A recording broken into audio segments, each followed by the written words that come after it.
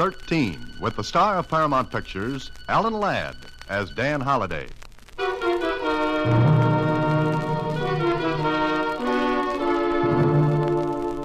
Box 13, care of the Star Times. Enclosed, you'll find enough money to do what I want you to do. Go to the Mason auction rooms and bid on an old Chinese teakwood box. I must have that box. And if you get it for me, wait for further instructions.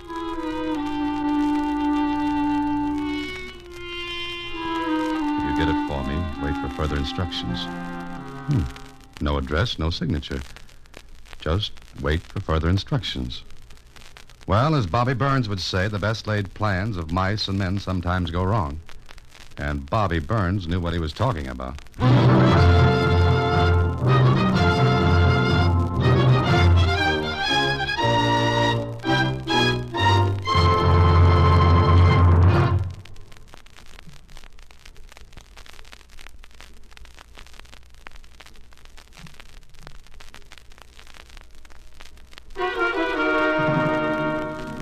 And now, back to Box 13 and Dan Holliday's newest adventure, Hot Box. It doesn't sound very interesting, Mr. Holliday. You never can tell, Susie. Now, suppose this teakwood box contains a $1,000,000 crown jewels, and suppose international jewel thieves are after them, and I get mixed up and... Gee, go on, Mr. Holliday. That sounded wonderful. Well, what happens then? Well, and then I... What am I saying? I must be out of my head. Well, I think you should go. To the auction, I mean. Auctions are very interesting. I went to one once. They're like a gin rummage sale. The gin, Susie. That's extra. Oh. Anyway, maybe I'll see what's in that teakwood box. You'll be able to reach me at the Mason auction rooms. Well, right there's where the plans begin to get twisted. I took a wrong turn and landed at the Mason auction rooms after the sale had started. They just sold the teakwood box. Sold it to a scared-looking little guy. He was about 55, pale, and he kept looking around the room while they wrapped the box for him. It wasn't big, that box. Maybe about the size of a cigar box. But the way the little man hugged it to him when he left, it could have been made of beryllium. Okay, so I missed the boat. Or I mean the box. But I wanted something for my trip across town, so I followed the pale little guy from the room. He looked around and saw me. I raised my hand to signal him, and that did it. He sprinted out to the sidewalk like a rabbit. I went after him. I wish I hadn't, because when he saw I meant to follow, he took a couple of wild looks around, and then... Hey, look out! He ran across the street against the traffic signal and then right into the path of a car. What happened here anyway? I pushed my way through the crowd that gathered. The little guy was lying on the street. I couldn't help it. He ran right in front of me. He ran against the light. Hey, did anybody see him? Did anybody see him? Yeah, I saw it. It wasn't your fault. No, it wasn't my fault. I was trying to stop. I wasn't going fast. I was just going to make the turn. Well, is he hurt bad? The little man looked as though he was badly hurt. Somebody sent for an ambulance, then I remembered the box.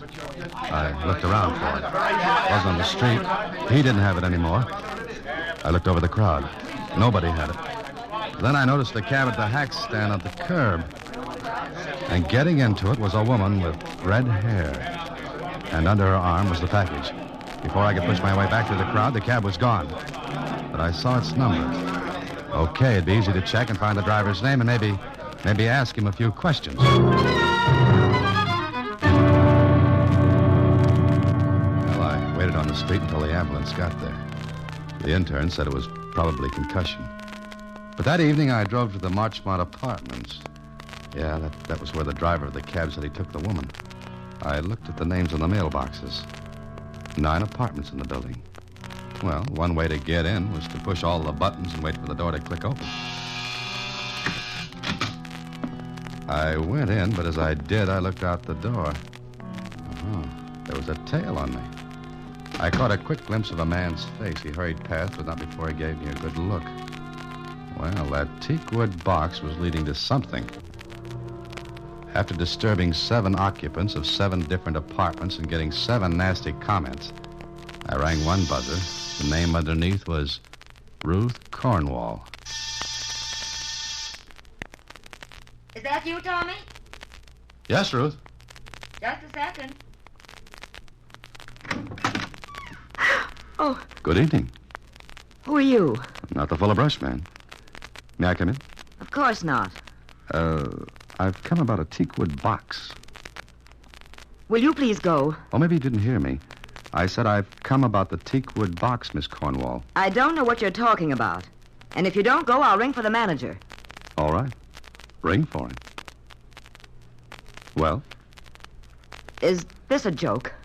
I don't know. That depends on you. Well, Come in. That's better. Now, who are you? My name's Dan Holliday. Do I know you? No, I don't think so. But I know you. Oh, you do? From where? From this afternoon, when you hopped into a cab with a package that belonged to a little man. Oh. If that was supposed to be a careless laugh, you need a lot of rehearsal. What makes you think I'm the person you're looking for? I just managed to catch sight of that beautiful red hair of yours. Really, Mr. Holliday, I thought this was a joke at first, but it's getting a little absurd. Oh, no, wait. I think you'd better go now. All I want is an explanation. What's in that box? What's in that box that makes it so important? Well, if I knew what box you were talking about, maybe I could tell you. Let's quit waltzing, Miss Cornwall. You wouldn't have let me in this apartment if you knew nothing about all this. But you were scared enough to let me come in and talk. That makes sense? Why should it? Because I could swear you seem relieved about something. Maybe you were expecting someone else to come after you. Were you? Of course not. All right, I'll wait. I don't think you will. Oh. Does this make you change your mind? Guns always have a habit of making a man think twice. Just think once, Mr. Holliday, about leaving now. Well, your arguments are stronger than mine, and Get out of here quickly. You're getting more company. Get out! Now, let's see. Anyone planning to sneak up on you could do the same as I did. Ring all the buzzers, get in the building, then come up here, but... If you don't leave, I'll... I don't think you will. You're very anxious to have me get out before this company gets up here. And you had better click that front door or you'll get impatient and go away. If I give you that box, will you leave? Ah, now we're getting someplace. Okay, you talked me into it. Wait. Here it is. Now get out of here and don't come back. What was in it? Nothing. Now, please, will you go? For heaven's sake, please go. You got what you wanted. Now leave me alone. Well, look, Will you leave me alone if he sees you here? All right, Miss Cornwall. And please never come back. Never try to see me again.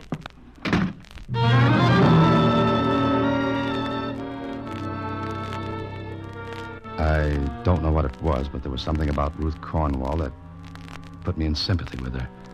She needed help, wanted it, but it was as though she didn't dare tell me why. I went down the hall, ducked around a corner, and stopped just long enough to look back and see a man go into her apartment. I went downstairs, out onto the street. Keep walking, Bub. Huh? I said keep walking. Right up to that alley. Hey, what is this? I think you know. But if you want to play 20 questions, I'll let you ask one. This give you a hint. Oh, when you pull that gun back, take it easy. I think you've got it caught in my ribs. Now, walk.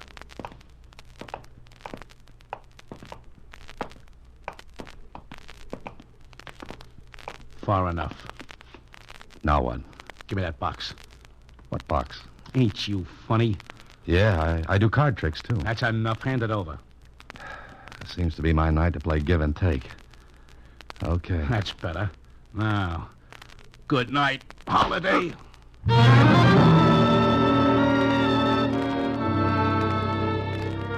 When the alleyway stopped spinning long enough for me to catch it, I stood up on it. I looked at my watch.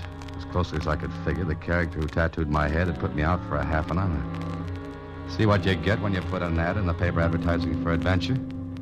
You get it. With lumps. Well, there was nothing more I could do that night. My head felt like the inside of a bass drum in a band. And all I wanted to do was hit Betty by and let my head rest on a nice, soft pillow.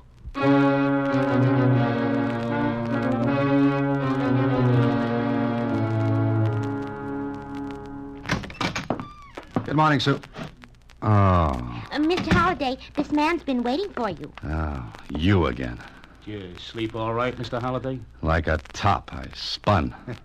Yeah. Do you want me to do anything, Mr. Holliday? I wish you could, Susie. Mr. Holliday, I know a man who wants to see you. Right now. Uh-huh. Can I persuade you to come along? Do you think? Yes, you seem to have a way about you. Susie, Yes, Mr. Holliday? if I'm not back in 3 hours, call up the insurance company and get back that last premium I paid in advance. Huh? That's enough. Let's go, Holiday.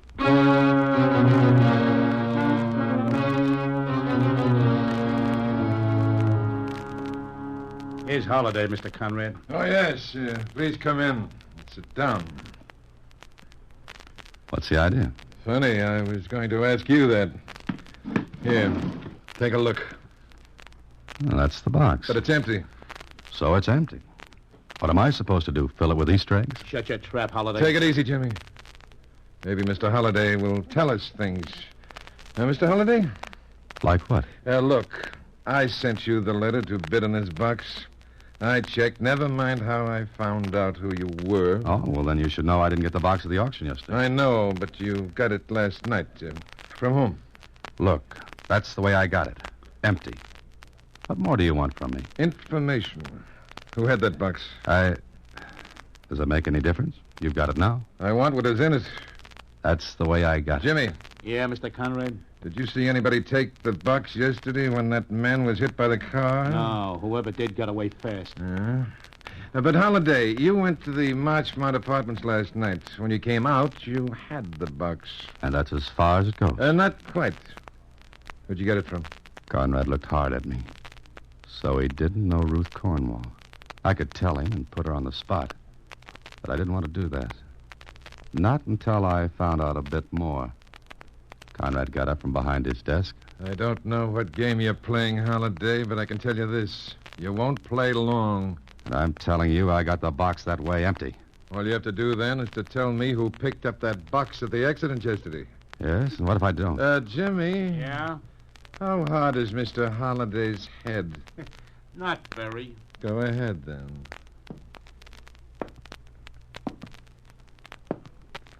Wait a minute. Hold it, Jimmy. Okay, Holliday? What? Look, you want what was in that box, right? Sure. Then let me go after it. What are you talking about? You didn't go to the auction yourself to bid for the box, which means that you didn't want anybody to see you get it. All right. Whatever was in that box is important to you. But if you beat me up, you'll never find out.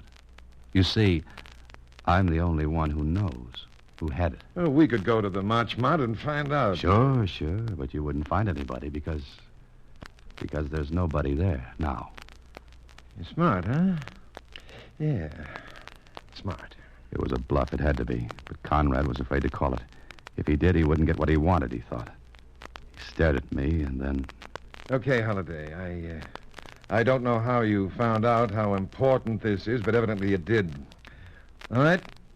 How much do you want? What makes you think I want Are anything? you kidding? Okay. We'll decide that after I get what you want. Bring the notebook and we'll talk it over. It's a deal. But you won't be alone, Holliday. You'll have company all the way. Oh, how nice. Jimmy has such a good face. You know, it'll do me a lot of good to be seen with him. Yeah, if you don't come through, it could also do you a lot of harm.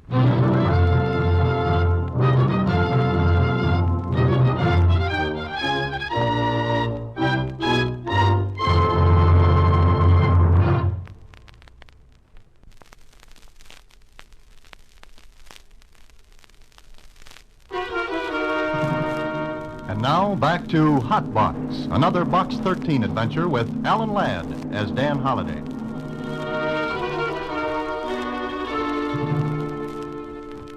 Well, I could have wound up the whole thing by telling Conrad about Ruth Cornwall. But I didn't want to drag her in unless she was going to double-cross me. Okay, there had to be a starting point. And for me, it was the hospital where the little guy who had bought the box was taken after his accident. Well, I'm afraid you can't talk with him, Mr. Holliday. As a matter of fact, there was another man here yesterday. And he frightened our patient so badly that he had a relapse. Oh. Doctor, what's your patient's name? Ralph Sanders. He's an ex-convict. Just got out of prison a few days ago. Oh. Okay, thanks, Doctor. Here's my name and phone number. If I can talk with him at any time, please call me, will you? So that was a dead end. Then I got the idea that the people at the auction rooms might be able to help. Here it is, Mr. Holliday. That box was part of lot number 509. What does that mean? Well, lot 509 was in storage here. For a time, we received the money to pay for the storage, and then it stopped. How long ago? Oh, it must have been over 60 days. We hold goods that long and then offer them for sale to pay for the storage charges. How long did you have this lot 509? Well, let me look at the books. 4 years. Oh. Do you know the name of the person who owned the goods? James R. Conlon. At least that's the name on our books. Did you make any attempt to locate this Connell after the payments on storage stopped coming in? Yes, we did, but we couldn't. I see. Oh, one more question. Did you advertise this sale? Oh, yes, we're bound to by law. You advertised in the papers? That's right. Thanks very much. Well, there was one place to find out about James R. Conlon. The morgue of the Star-Times. And what I found out began to slope the merry-go-round enough to let me see some of the things a little more clearly. Then at my apartment later in the day. Hello? Mr. Holliday, Yes, who's this? this is Dr. Evans, City Hospital. Oh, yes. Sanders is conscious now, Oh, fine. but I'm afraid that he won't live. And since you were the only person who left his name, I thought you'd want to know. May I see him? Well, you haven't much time. I'll be right there, Doctor. I saw the poor little guy. He was pathetically anxious to talk. He had been Conlon's cellmate in the penitentiary, and Conlon had talked. He had to talk to someone, tell about something he was saving up for when he got out. And it was Sanders he told about a teakwood box and what was in it. Never dreaming he'd die in prison before Sanders got out. Okay, now it was my turn. I went outside.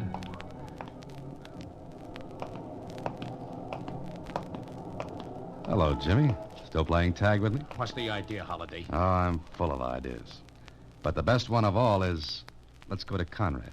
You got that book? Not with me, pretty boy. You want to get your head singed? Look, we're going to Conrad right now. Why, I ought to poke You ought right to, on but the- you won't. Now, let's get going. If we stand here one more second, I'll let that notebook loose where it'll do the most good. Or the most harm. And that, big ears, depends on the point of view. Why, Okay. Okay, but you're asking for trouble. Fine. Let's go hunt for it, shall we?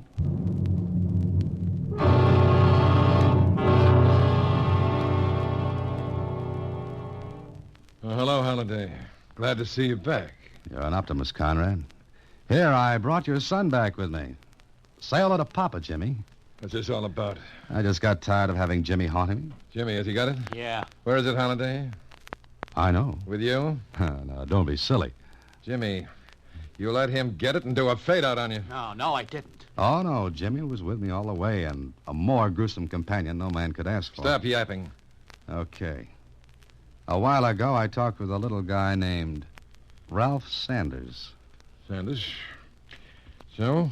He was Conlon's cellmate in prison. Go on.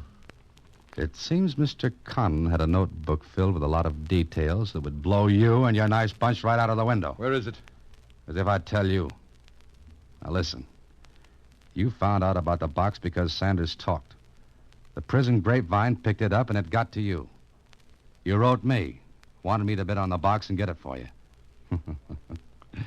The joke's on you, Conrad, because I didn't have the faintest idea what was in that box before today. How long do you think you'll enjoy this big joke on me? A long, long time. I'm walking out of here right now with no tail on me. Yeah? Uh-huh. Because if I don't show up where I'm supposed to, in exactly 1 hour, that notebook goes to the police. Listen, you're smart. We can make a deal. Oh, no. Remember, I'm walking out of here. Oh, I forgot. Good night, Jimmy. Well, his head's not very hard either, is it? Sure, I walked out all right, but I expected to feel my back pick up a few ounces of lead on the way. It didn't. I was very happy about that. There was still one more thing to clear up. Ruth Cornwall. If she had that notebook and Conrad found out about it, then I was out in the cold. I got to the Marchmont apartments as fast as I could because it could be that she was going to do a little business with Conrad herself. I got in, went to her apartment.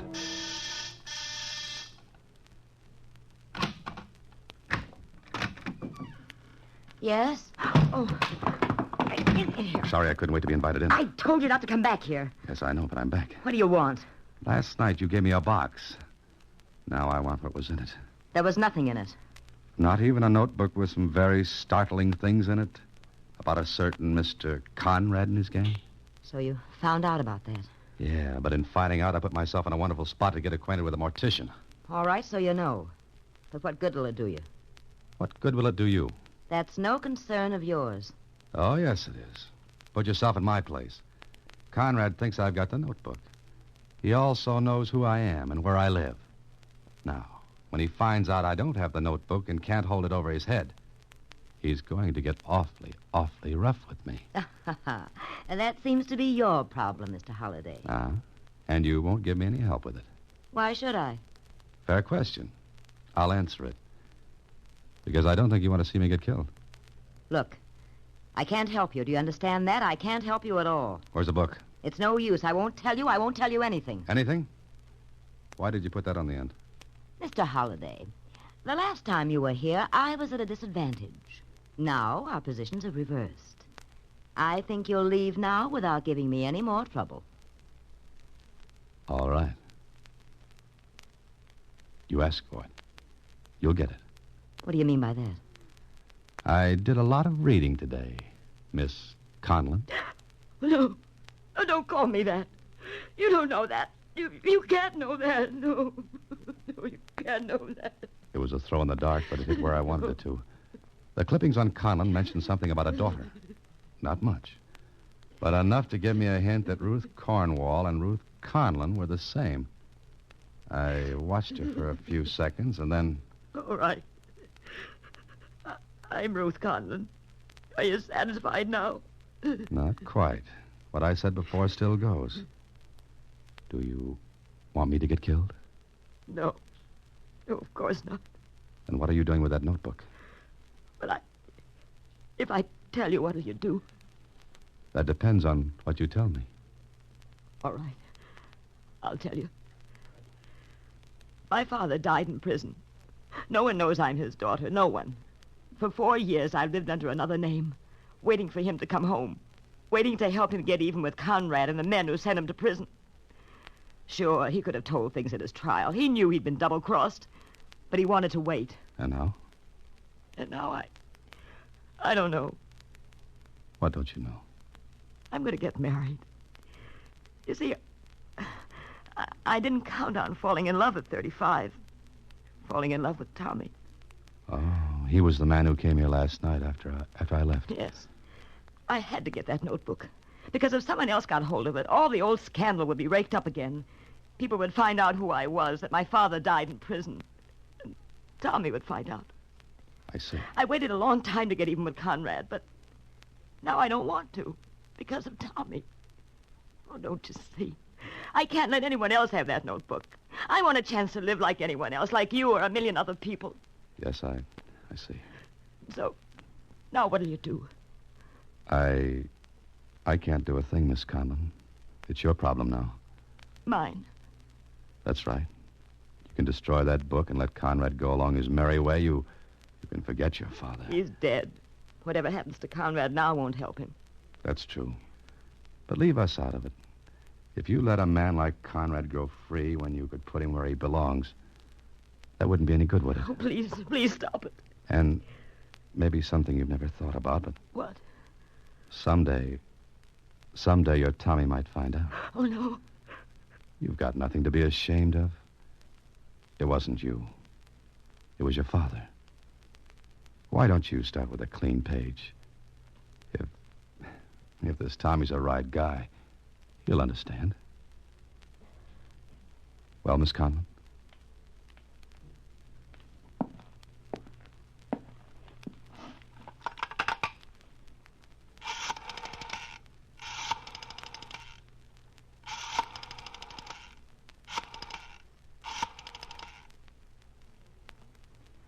Hello, Tommy. Darling, I want you to come over right away. There's something we've got to talk over. All right, dear. I'll give 10-1 on Tommy, Ruth.